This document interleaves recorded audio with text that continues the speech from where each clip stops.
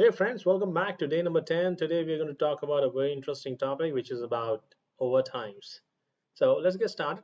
We are in the setup. By now I'm sure that you may be familiar with the screen and where we need to go. So we expand pay policies and go all the way to the work rule building blocks.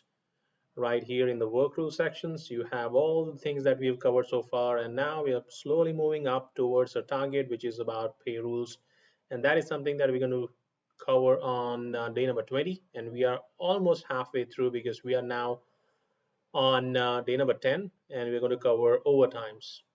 So let's go right into the overtimes, and prior to that you might have already gone through my previous tutorial where we've covered all these building blocks, and we are now at overtimes.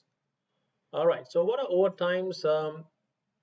As you must be knowing, I don't need to explain this. Overtime means anything that you work beyond your scheduled hours, right? So it's like a threshold which allows you to pay uh, over and beyond your scheduled hours. If you cross your scheduled hours, then you can have a different pay code that can be paid, and more often than not, that could be the overtime pay code.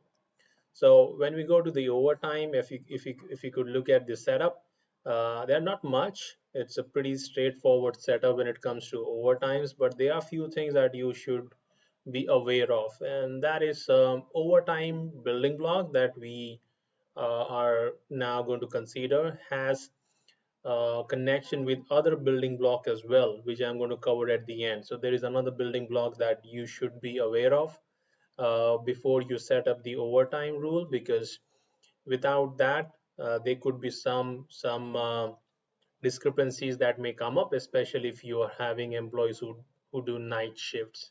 So I'll be covering another building block. I won't be covering it, but I will be telling you at the end which is the connected building block which you should be aware of and how that has an impact on overtime. But before that, let's go into the overtime rule and see what and how we can set up the overtime rule. However, before I do that, I would like to show you a world without overtime, as I always do. So let's go into the time card and see what happens if the overtime rule is not set up. So here I am. This employee works from 12 p.m. to 9 p.m., as you can see. So if he works beyond his scheduled hours, which is 9 hours a day, 12 to 9, let's say that he works from 12 p.m. to 11 p.m., more than 9 hours. So that's your 12 and that's your 11 p.m. I'm going to hit calculate totals, and there you see the pay code that is generated, which is for 11 hours, is normal pay, or normal hours rather. So you can see that he has worked extra, that is beyond 9 hours. He has worked a couple of more hours beyond his scheduled hours. So ideally, based on the company policy, again, if your company has a policy where they pay their employee overtime for working beyond their hours, scheduled hours, then yes, definitely we can set it up, and you will see how to set that up in a moment from now. However, some companies do not pay their employees overtime. Like salaried employees, they don't get overtime, or somebody who is in the management, they don't get hourly employees. Yes, they do get. So depending on the industry, depending on your company policies, you need to set up the overtime. So this is what happens if the overtime is not set up, right? So even if you work beyond your scheduled hours, you don't get anything other than the normal pay or regular pay. Now, knowing this, let's go right into the overtime building block and see how we can set up the overtime. Now, there are a few things which you need to be aware of, which I will take you through. And so just for your reference, again, how did we go here? We are in the work rule building blocks, and right here you have the overtime, and you can click on new, and that's how we reach to the overtime section. I'm going to give a name, overtime. Now, when it comes to the naming convention, it's always recommended that you give the name as overtime starts after 8, or overtime greater than 8 hours, or overtime greater than 12 hours, whatever is the overtime rule. I'm making it generic. However, more often than not, it won't be generic. It will be pretty specific, more than 8 hours, or more than 10 hours, or 12 hours, or it can be more than 40 hours in a week. So please make sure that you put the threshold or the when the overtime starts in your name itself. I'm going to make it just for the straight tutorial purpose, training purpose. I'm making it as demo overtime. All right. That being said, let's go into some of the other things that are the key elements of this overtime rule. And the most important one is the overtime starts after. Without this, even if you have this rule set up, it's not going to work. Or it may work the other way around. So you have the overtime starts after, and here you need to specify when actually the overtime starts. So in this case, what we have just seen here, let's say the requirement of the client is that overtime starts after 9 hours. That means if the employee works from 12 to 9, that is actually their 9 hours, and anything that they work beyond 9 hours will be paid as overtime. So let's go here and put 9 hours. So that means we are putting a threshold, and the moment the system reaches that threshold of 9 hours, it's going to be overtime. And then you have the next checkbox here which says requires approval. Now there is another catch which more often than not people miss out on, which is about requires approval. Now there is another setting that you need to do in order for you to make sure that it goes to the approver, that is the employee's manager. And I will tell you about that as well in a moment from now. So because if you just put a check mark here and save and attach it to the work rule, it's not going to go to the manager for his approval. So there is another thing that you need to do, which I will be telling you in a while from now. So stay tuned for that. So far what we have seen is the overtime threshold, which is 9. We are saying that overtime starts after 9. And yes, it requires approval. More often than not, you will see the employer telling that without manager approval, you cannot get overtime. So yes, you need to have the manager approval. So requires approval means the supervisor or manager has to approve the overtime. Unless he or she approves the overtime, it's not going to go or reflect as overtime. And then you also have an option called as minimum over limit. What that means is if there is a threshold of 9 hours, I as an employee can work from 12 to let's say 9:15 p.m. right? So that's over and above 9 hours. That is 15 minutes over 9. So I will get paid for 15 minutes. Likewise, some other employee might log off at 9:17, right? Likewise, you may have employees, even if you work for, let's say, 3 minutes. So as an employer, because the employee has crossed over 9, you will have to pay for those 3 minutes. So there can be a rule which can be further set up, or maybe a company policy that they may say that at least you should be working for 30 minutes in order for you to get that overtime. Or the common one could be 1 hour. Again, it depends on the company policy. Most of the time I've seen if they were to be a minimum over limit setup, it was 1 hour. So based on my experience, I'm telling most of the time when I have set up overtime rule based on the company policy, it was 1 hour again. So I'm just sharing my experience, but it can be 30 minutes or it could be 1 hour. So if we put 1 hour, what that would mean is somebody to get overtime, they should be working at least till 10 p.m. So if you work till 10 p.m., 9 to 10, that 1 hour will be considered as overtime. However, if you work till 9:59 p.m. or if you work for more than 59 minutes after your scheduled end time, but if it is less than 1 hour, which is the minimum limit that we have defined, it's still not going to give you overtime. So that is how this minimum over limit works. You should be minimum over 1 hour than the threshold hours that we have defined. So that is what it means, minimum over limit. So anything beyond after 9 or anything that is less than 1 hour will not be considered as overtime. So make a note of that, friends. And then you have the reset. Reset is very important. More than 90% of the time you may have the reset as new day if it is a typical daily overtime if you're setting. The other resets, most commonly ones that you will see here are, again, as you can see, there are multiple resets that you see. What reset does, it kind of brings back the threshold to 0 and then starts over all over again. So for a day, what is the threshold, which is 9? Next day, what is the threshold? 9. What is the threshold for the day after next? Again, it is 9. So it's going to zero down the window or the threshold based on the reset. So for example, you may have a threshold if you are setting it up for a week. Let's say overtime starts after 40 hours, right? So you can say 40 hours here if you're doing it for a week, right? And you may or may not have a minimum over limit. And when is the reset? When is the system going to reset that 40 hours of window? It's going to do it on Sunday or let's say on Monday. So system is going to start this 40 hours from Monday, and then Monday, Tuesday, Wednesday, it will go on till Sunday. And then again, Sunday midnight around, this window is going to get refreshed, so to speak, right? So that is what reset does. The most common ones out of these are new day.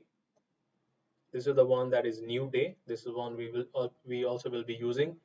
Then you also have new week, new pay period. So these are the ones which are commonly used. You may also have new shift, but the most common ones that you would be using is you will be using will be new day, new week, and if there is anything connected to the pay periods, then you will use new pay period as well.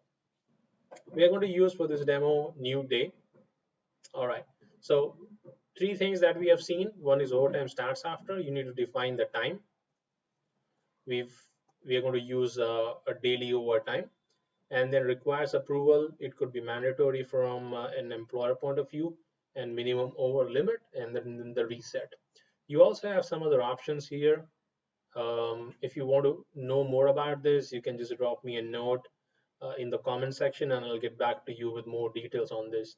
Again, these are not mostly used, but so I would like to specify the things which are commonly used and which you will come across in your projects or in your implementations or in your projects that you're working with your clients. So other things which are not much used, but that doesn't mean that they are not used.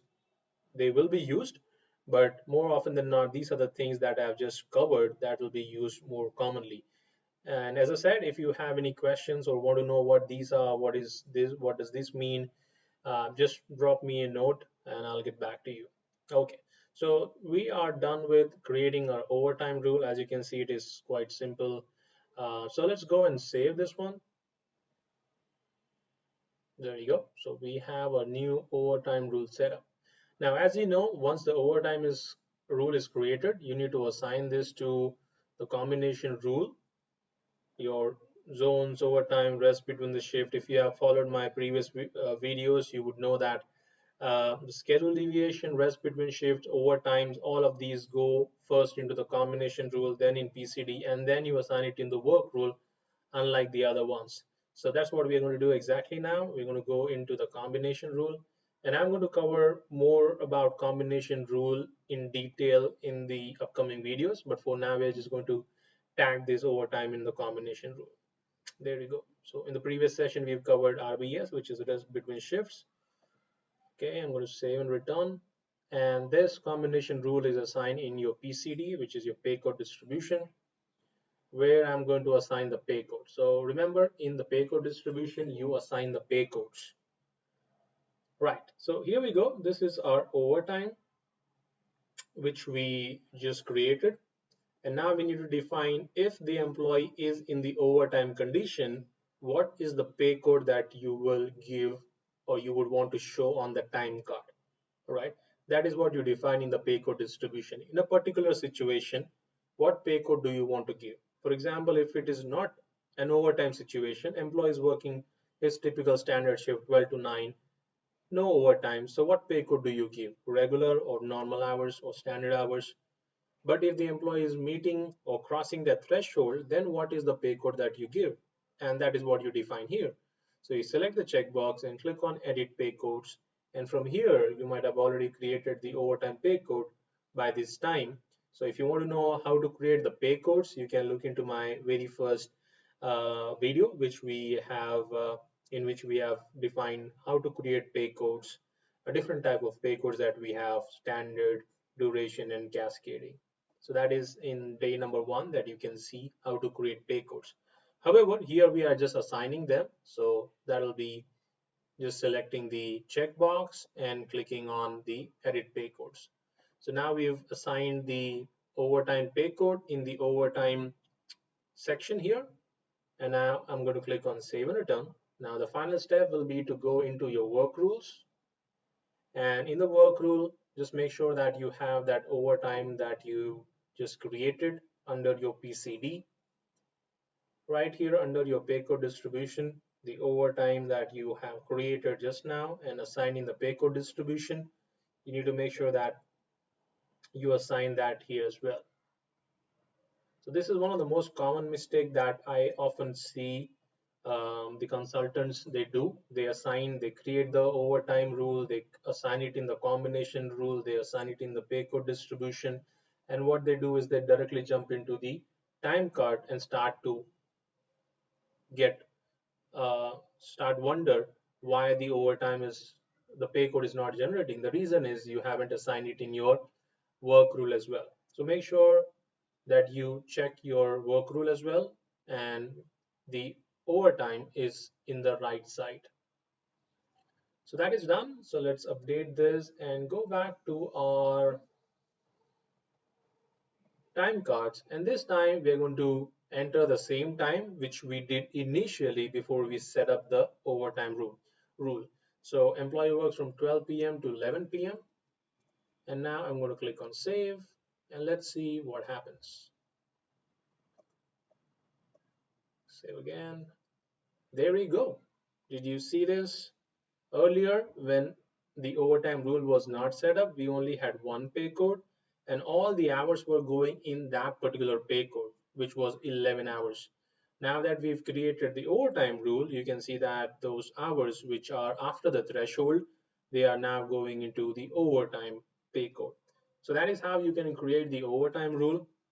And if you have noticed, we've also had in the overtime rule minimum overtime which we have defined. That means if the employee works from 9:30 till 9:30 p.m., should he get overtime? What do you think? He shouldn't, right? So let's check that out. There we go. You can see that. Let me save this. You can see that. Hang on. Yeah. So you can see that in order for the employee to get overtime, the employee should be working at least 1 hour beyond his scheduled hours. Only then you will be getting overtime. Even if the employee works till 9:59 p.m., still the employee is not going to get overtime. The employee should work minimum of 1 hour and only then the employee is going to get the overtime. So that is how the overtime rule works and the things inside the overtime.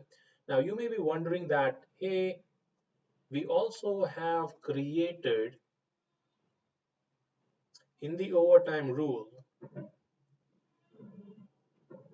requires approval, right? This is something that you may be wondering. Where is this requires approval? It's by default creating the overtime. That is now how we have set up. Did we? No. So this is the one that I was telling you that there is a catch that, and this is the again something that you should really remember to do. And this is something that I also see as one of the common mistakes that people do or consultants do while they are working on the projects. Just by thinking that this will trigger an approval to the manager, I'm sorry, it won't. You need to have another pay code created especially for unapproved time. Okay, so let me show you what I mean. So when you have requires approval in your work rule, you need to define where those hours should be placed before the time overtime is approved. So you see here pay code for unapproved time and which is blank. So this is what I was telling you that you need to remember whenever you have this requires approval option, you need to define a pay code here.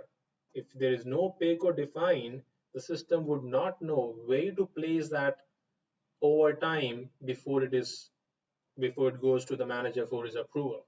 So you haven't defined that here. So that is why the system is just putting it as overtime directly, though you have the requires approval check mark ticked. So this is something that you really need to make a note of, friends, if you are taking notes while going through this tutorial. So what we're going to do is we're going to create pay code real quick. So let's go to our definitions and let's name it as unapproved OT, and I'm going to click on save and return. And now we're going to assign this in our work rule.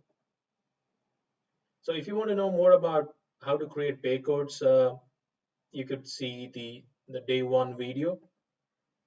And here in your pay code for unapproved overtime, I'm going to assign this. Let's update this version. And now you will see, just refresh this. There we go. So no magic, friends, no magic. It's simple configuration that we did. So now you can see it is now taking into consideration the unapproved time, and now it requires the approval. So you can see if I hover my mouse around it, it says there is some more time which requires approval. So now you know how to set this up. Now this is the right configuration. This is how it should be. So the important step there, which was I wantedly didn't show it because I wanted to show you the both side, how it works, and without it, how it works, so that you always remember these steps. Now, lastly, if you remember, I told you at the beginning of this that there is another building block which is connected with overtime. The reason we need to factor that one as well is because if you have employees working night shifts, like for example somebody is working from 6 in the evening till all the way till 3 in the morning, so they are crossing the day, right? They're crossing midnight. And if you look at your configuration for the overtime that we did, we have the reset as new day as new day, right?